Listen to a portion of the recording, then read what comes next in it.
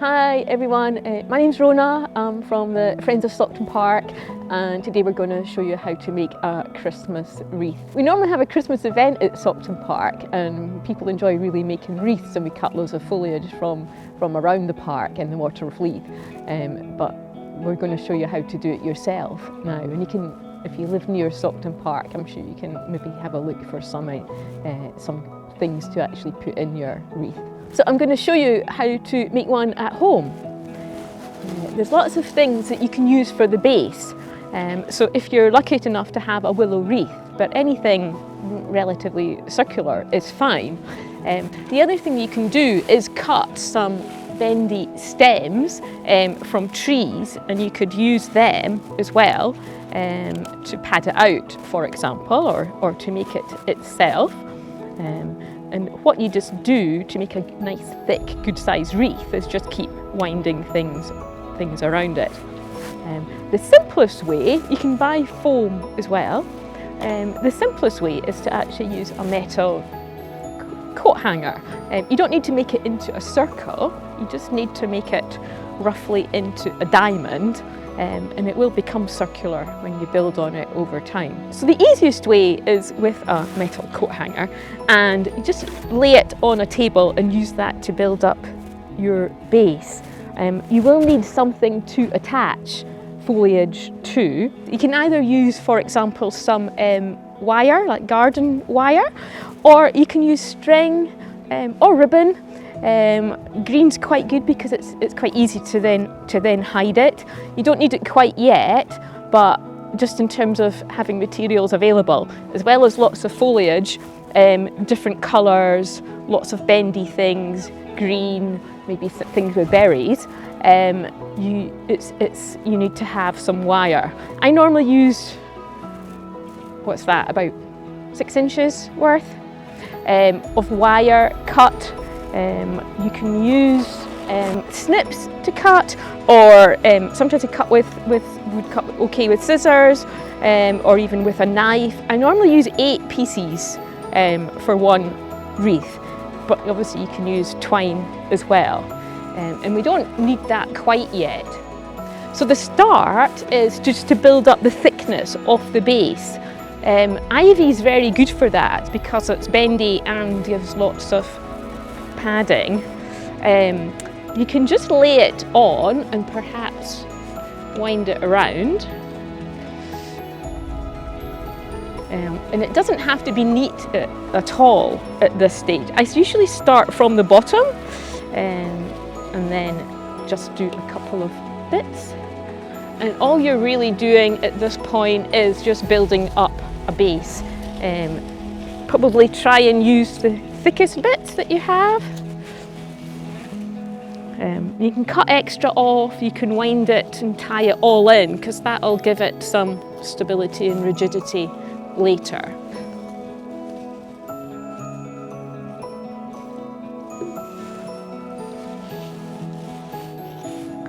And look at the shapes that you have as well. They might naturally go in a certain direction.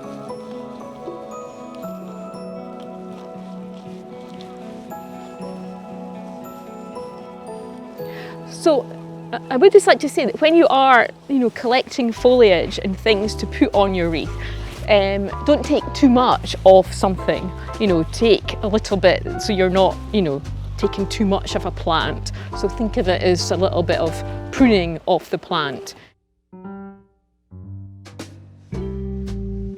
So there's no rules on how much to add or what to do, and I kind of prefer a natural looking wreath. So you can add bubbles and things like that at the end, and obviously you can look for variegated ivy like this one from Saughton Park. So I've got a base there of ivy. I'm not going to worry too much even now about pulling it all together. What I'm going to do is move on and add a top layer of the yew, which is good. you do try and want to, if you can, find things that are not going to dry out too much. I tend to do this at the U in a more diamond shape because it's a little bit less flexible. Try and stick it into any gaps, but just roughly is really all you're trying to do.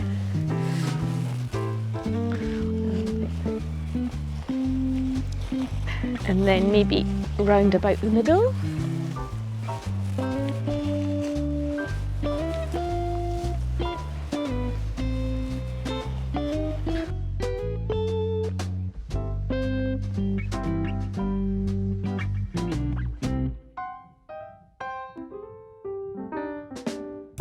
So at this stage I only use half of the wires and leave the other ones aside for now. So I usually start at the bottom and just throw it, just put it round.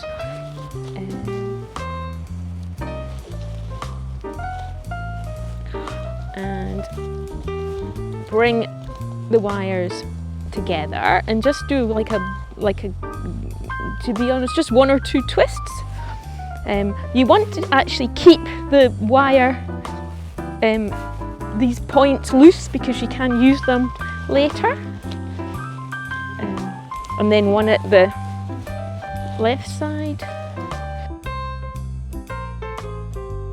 And you just try and grab in a bit off the, not need to get all of it, but a reasonable amount off the foliage, and you just leave those bits sticking. Tuck them under each other.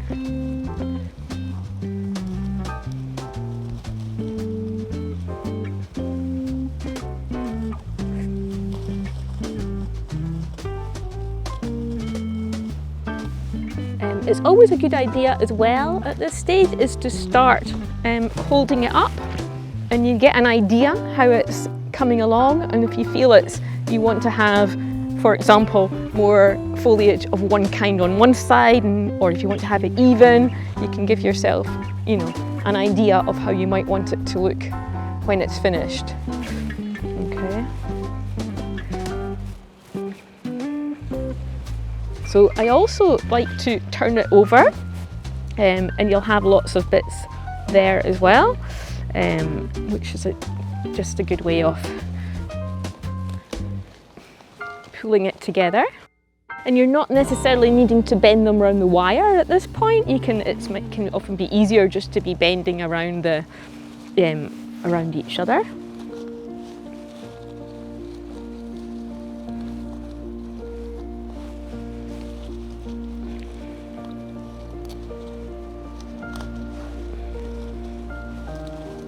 Okay, so that's progress so far. Okay, so when you first start, you can feel, gosh, it's not really going anywhere and it's looking very messy, but don't worry, I always just try and put foliage on and then tidy and do the neatening afterwards. Okay, so at that stage you've got your rough shape. You can decide what you want to add in for colour, for other interest. Holly's very good, but obviously very jaggy and not ideal for making with children. You can just push in, and we are going to add some more wire on as well near the end. You can use dogwood if you have it for nice colour. You can use things with berries on. This is a snowberry, but the berries are poisonous to people, so you don't want to use that with children. You might find some holly that's got lots of nice berries on it. When you do cut things, try and get a long stem, because you do need to have something to hold it in. You could use the wire and do it around the middle, but if you can actually cut a longish bit, for example, it's much easier if you can just add that to the structure. So, for example, and you might want to use some of the finer bits of foliage in the top half. Sometimes I just stick them in between the stems, and sometimes I'm sticking them into the wire already to hold it in place. It's entirely up to you. So for example, if I want to just say I'm going to put the red berries on this side, for example, and use make a more variegated one. It's easy, you know, you don't necessarily need to plan in advance what you're going to do. You can just try different things, and if you don't like what you've done, it's, you know, it's easy enough to remove and do again. So, and you can have a look and pick the one that's most suitable and less shaggy, perhaps. So I could do that with some red berries there. So if you have some cones, and you can get lots of pine cones around the place, the trick with pine cones is to try and get ones that are quite long, because you want to be able to tie them on. And if they're short and stubby, you might not be able to do that. So if you can get some long cones, that can work quite well. You can also use bigger cones if you have them. You can try a couple of ones like that. Or if you have smaller ones that have a stem on, then that's easier to attach as well. Okay. If you want to make it even more Christmassy, you can dry slice oranges, and dry it in the oven, and overnight on a really low temperature. And they do, with cloves in, they do smell wonderful. So you can add them as well. So the way I try to attach cones and anything else is either with the existing wire or with some additional. Because these are quite big, I'm going to do it with some additional. So just taking my wire underneath again, and we'll hide it at the end. So I give it a couple of twists, and then I just try and pull the wire to hold the cone, and try and do it, well, I'm trying to do it down from the hanger. So I'm just going to use some more wire to add another one. And watch out for the holly. Okay, just needs one twist there. Just try and hold it tight, and so that it's not visible. So I might want to do that. I've got some holly that I want to attach, and so you can do, you know, again at the same place, or you can do it a little bit further around.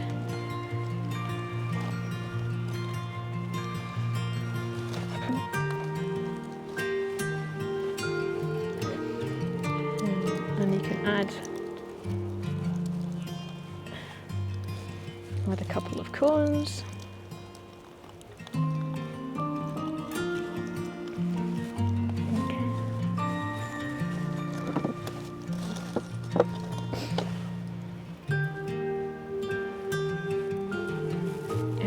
So I've got wire spare here already. I could attach these.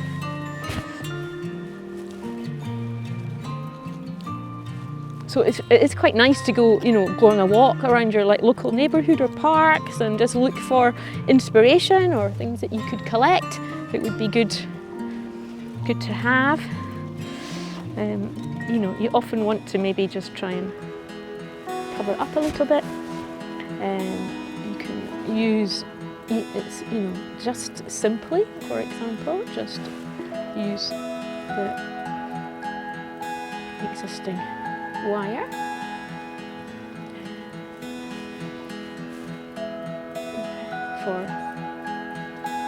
These are last year's, so they're a little bit more dried out than perhaps they would have been if they'd just been made this year.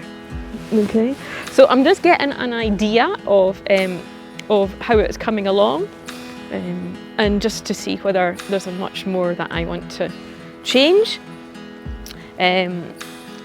So I'm going to try and just pull most of it. This holly is sticking out a little bit, so I'm just going to use the wire to bring it in. If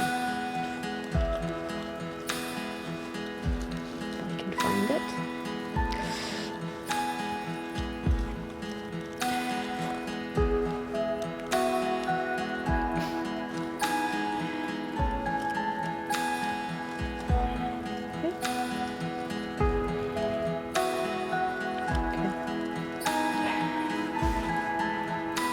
So I have got lots of loose bits, but that's okay. Just push them in.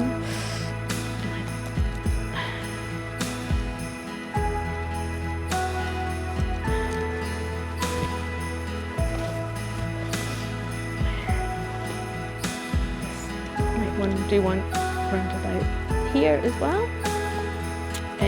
One thing you can do as well is you can, rather than having the wires things on the top, you can swivel them around the back so that they're a little less obtrusive that way. But you do generally want to cover them, so you can add foliage to cover them.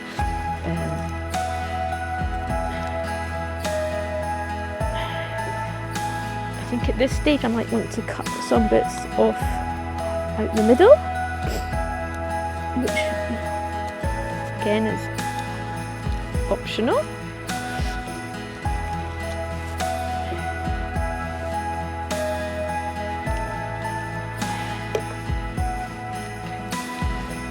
So I'm really just fine-tuning this one. I'm not, if there's bits of wire much too visible that you don't like, find ways to maybe hide it more. Okay. And these extra bits as well can be used to pull in bits that are perhaps sticking out too far. I've still got lots of loose bits now, and all I'm really doing is just trying to tie them in a little bit more. So you can cut things off or try and bend them in, and it hopefully will be robust enough now that you can be rough with it and pull bits in. So you can tell from the back as well, and you can see the diamond shape, but it doesn't really matter in the finish. That's in a rustic form, which I'm relatively happy with. If you want to add baubles or tinsels or ribbon, you can do that. You could wrap something like, I don't know what this is called, decorative ribbon around it, pre-fold a bow, and you could add that. You could add little other ribbons around it, but I think I'm relatively happy with that, and I'll be hanging it at my front door.